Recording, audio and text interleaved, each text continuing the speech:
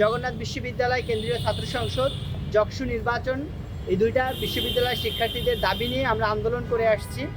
তারই ধারাবাহিকতায় আমরা আজ বিশ্ববিদ্যালয় মঞ্জুরি কমিশনের সাথে বিশ্ববিদ্যালয়ে ছাত্র শিবিরের একটি প্রতিনিধি টিম সাক্ষাৎ করি।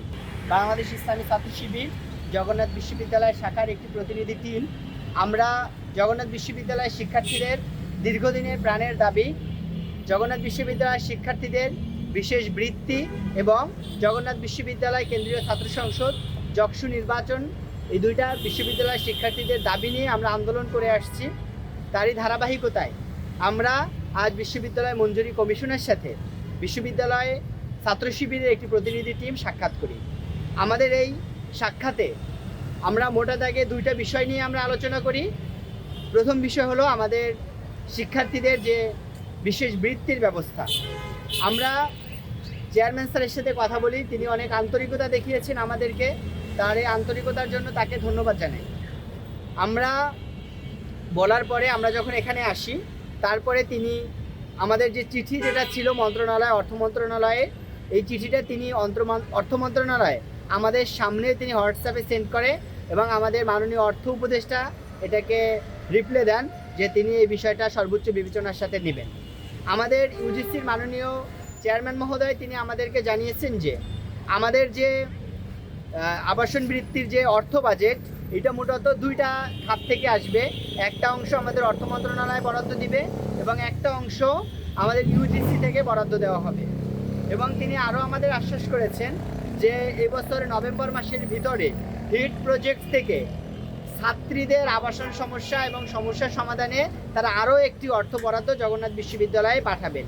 এবং আমাদের আবাসন বৃত্তির যে প্রকল্পটা, এটা অক্টোবরের ভিতরে জগন্নাথ বিশ্ববিদ্যালয়ের শিক্ষার্থীদের মাঝে তিনি পৌঁছাতে পারবেন বলে আমাদেরকে আশ্বস্ত করেছেন।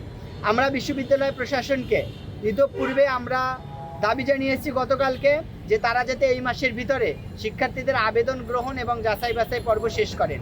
অক্টোবরের ভিতরে বিশ্ববিদ্যালয় মঞ্জুরি কমিশন থেকে এই অর্থ ছাড়ের বিষয়টা সম্পন্ন হওয়ার সাথে সাথেই যাতে করে তারা শিক্ষার্থীদের হাতে এই টাকাটা পৌঁছে দিতে পারেন।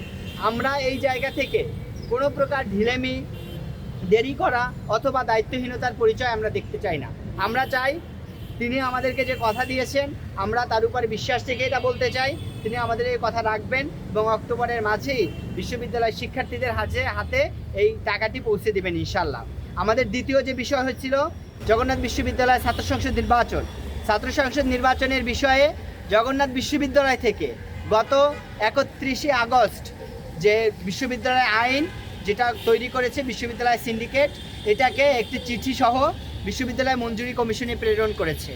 বিশ্ববিদ্যালয় মঞ্জুরি কমিশনে আসার পরে বিশ্ববিদ্যালয় মঞ্জুরি কমিশনে যে আইন কর্মকর্তারা রয়েছেন এবং যে অফিসাররা এবং দায়িত্বপ্রাপ্ত লোকজন রয়েছেন, তারা আমাদের এই আইনটি দেখেছেন এবং পর্যবেক্ষণ করেছেন।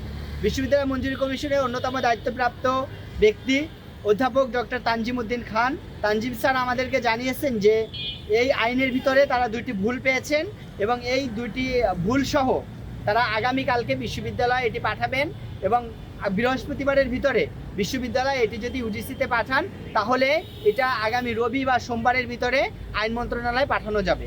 কিন্তু অত্যন্ত দুঃখের বিষয় হলো, আমরা অত্যন্ত দুঃখের সাথে জানাতে চাচ্ছি যে আমাদের বিশ্ববিদ্যালয় মঞ্জুরি কমিশনের মাননীয় চেয়ারম্যান মহোদয় আমাদেরকে জানিয়েছেন যে জগন্নাথ বিশ্ববিদ্যালয় থেকে যে আইনটি বিশ্ববিদ্যালয় মঞ্জুরি কমিশনে পাঠানো হয়েছে, এটা অন্যরা জানলেও আমাদের চেয়ারম্যান মহোদয় জানেন না।